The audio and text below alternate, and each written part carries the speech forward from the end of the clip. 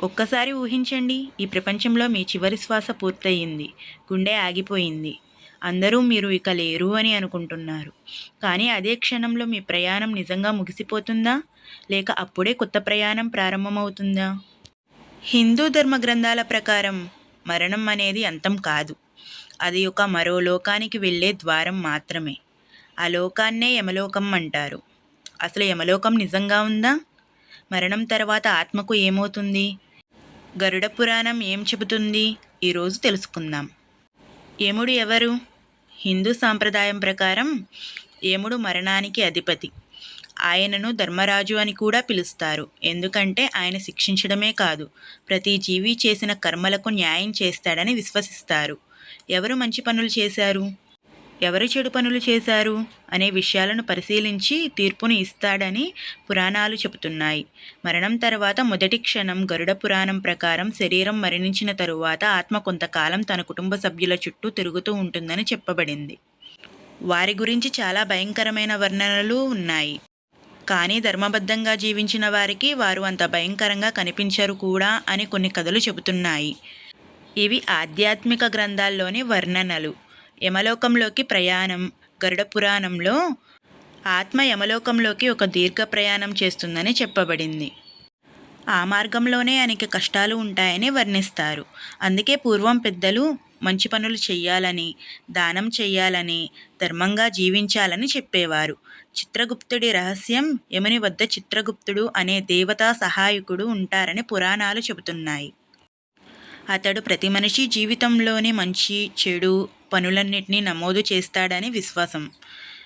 నేటి భాషల్లో చెప్పాలంటే ఒక విశ్వవ్యాప్త రికార్డు సిస్టమ్ లాంటిది. మనకు తెలియకుండా చేసిన ప్రతి పని నమోదు అవుతుందని నమ్మకం.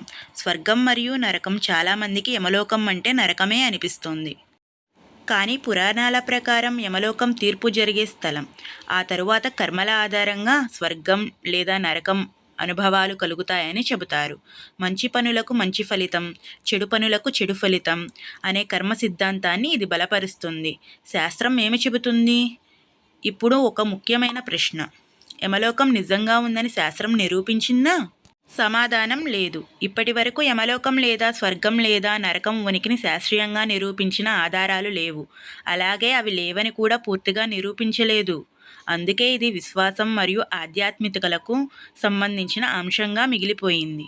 Near death experience. ప్రపంచవ్యాప్తంగా మరణం దగ్గరగా వెళ్ళి తిరిగి బతికిన కొంతమంది వింత అనుభవాల గురించి చెబుతారు. ఒక ప్రకాశవంతమైన వెలుగు కనిపించడం, శరీరం బయటకు వచ్చినట్లు అనిపించడం, తెలియని ప్రశాంతత కలగడం, ఇలాంటి అనుభవాలు వివరించారు. శాస్త్రవేత్తలు దీనికి కొన్ని వైద్య కారణాలు చెబుతున్నారు. కానీ అన్ని ప్రశ్నలకు ఇంకా సమాధానం లేదు. యమలోకం నిజంగా ఉందా? ఇది ప్రపంచంలో అత్యంత పెద్ద మిస్టరీ.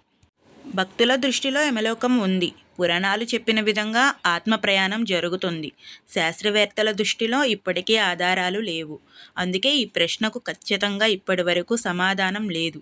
మనం నేర్చుకోవలసింది ఏమిటి? యమలోకం ఉందా లేదా అన్నది పక్కన పెడితే ఈ కథల వెనుక ఒక గొప్ప సందేశం ఉంది.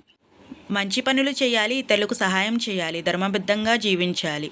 ఎందుకంటే ప్రతి పనికి ఒక ఫలితం ఉంటుందని కర్మ సిద్ధాంతం చెబుతుంది. కంక్లూషన్ ఏంటంటే, యమలోకం నిజమైన లోకమా లేక ఆధ్యాత్మిక ప్రీతికమా అనే ప్రశ్నలకు ఇంకా స్పష్టమైన సమాధానం లేదు. కానీ వేల సంవత్సరాలుగా ఈ విషయం కోట్లాది మంది మనసుల్లో ఆసక్తిని కలిగిస్తుంది.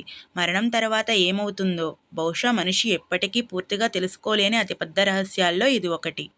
మీ అభిప్రాయం ఏమిటి? యమలోకం నిజంగా ఉంటుందని మీరు నమ్ముతున్నారా? కామెంట్స్లో మీ అభిప్రాయం చెప్పండి.